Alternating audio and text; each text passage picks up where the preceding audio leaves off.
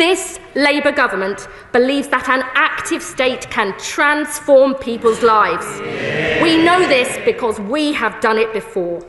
So today I can announce we will invest an additional £1 billion a year for employment support with the aim of guaranteeing high-quality, tailored and personalised support to help people on a pathway to work. The largest ever investment in opportunities to work for sick and disabled people. And alongside this, for those on the UC Health top-up, we will bring in an expectation to engage and a new support conversation to talk about people's goals and aspirations, combined with an offer of personalised health skills and employment support.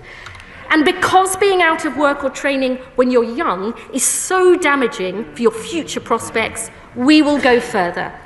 In addition to funding our youth guarantee through the £240 million Get Britain working plan, we will consult on delaying access to the health top-up in universal credit until someone is aged 22, with the savings reinvested into work support and training opportunities, so every young person is earning or learning and on a pathway to success. Mr. Speaker, the Conservatives left a broken benefits system that's failing the people who depend on it and our country as a whole.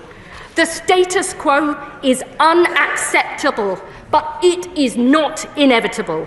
We were elected on a mandate for change, to end the sticking plaster approach and tackle the root causes of problems in this country that have been ignored for too long.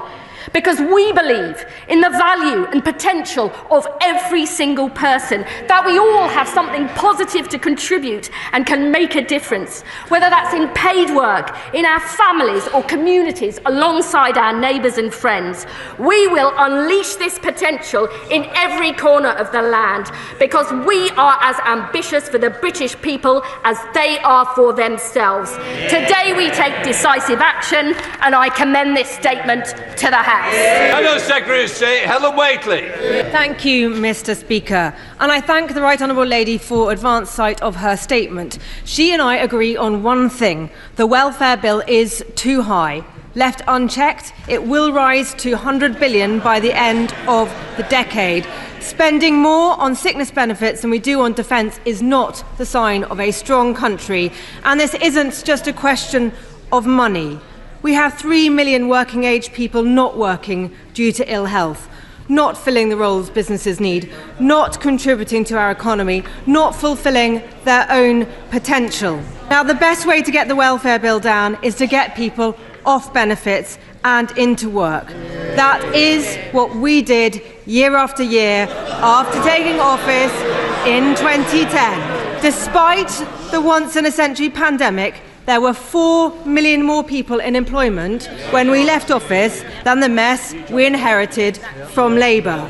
Before the pandemic, economic inactivity was at a historic low. But it's true that then we started to see a new phenomenon: growing numbers of people claiming sickness benefits, and particularly worryingly, young people. A system set up with good intentions to protect the most vulnerable in society had over time morphed into something broader, driven in part by a well-intentioned but not always helpful medicalisation of life's ups and downs. In government, we identified this problem. We worked up plans to tackle it, but at every point, Labour opposed them. In fact, the Chancellor said that not one single penny could be saved from benefits. So when they came into office, not only did they cancel or delay pretty much everything we handed over, they had no plans of their own. They walked into the department with empty notebooks. All they'd done in opposition is oppose, instead of the hard work of coming up with their own answers. That's why the country has had to wait another 8 months for this announcement. And in that time, taxpayers have shelled out £7 billion in extra sickness benefits. Nearly 500,000 people have been signed off sick. In fact, 60 people were signed onto sickness benefits while the Right Honourable Lady was talking. Nonetheless, I have been looking forward to hearing what she would announce today, and which of the many things briefed out to the media her spinning policy wheel would eventually land on. Governing is hard. We know that. In the last few weeks, they have made it look really hard. But nothing compared to how hard life can be for a severely disabled person. Somebody for whom getting up, getting dressed, getting breakfast, things most of us here found easy to do this morning, they find hard, if not impossible. For some people, the last few weeks has been deeply frightening. They will be glad for the uncertainty to finally be at an end. Mr. Speaker, I can genuinely say that I want the Right Honourable Lady to succeed, and I welcome her commitment today to increase the number of reassessments and that more of these will be taking place face-to-face and recorded. I welcome the investment in employment support for disabled people. And of course, I welcome her re-announcing a host of things that we were doing in government.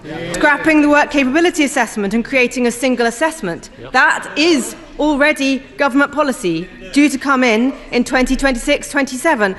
Her big idea seems to be to delay this until 2028. Merging New Style JSA and ESA into a new time-limited higher rate, a proposal we worked up in government. Tightening up eligibility for PIP, a consultation we launched, and by the way, would have gone much further on. Ending reassessments for people whose health conditions won't improve, we consulted on. Their right to try guarantee sounds remarkably similar to our chance to work guarantee.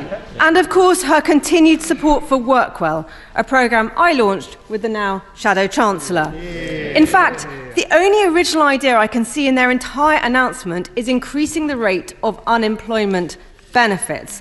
A Labour policy, if ever I heard one. Mr. Speaker, this is a now or never chance to seize the moment, a now or never for millions of people who will otherwise be signed off for what could end up being a lifetime on benefits. But this announcement today leaves me with more questions than answers. How many people will this help back into work? By when? Surely we haven't been waiting 8 months just for another green paper. Where is the Fitnote reform crucial to stem the flow of people onto benefits? Where is the action on people being signed off sick for the everyday ups and downs of life? Why is she only planning to save $5 billion when the bill is forecast to rise to over $100 billion? And do the savings she's announcing today include the $5 billion savings we had already agreed with the OBR for reforming the work capability assessment? Because if so, she has made virtually no savings of her own. What is the saving net of the additional expenditure planned? Fundamentally, this is too little, too late.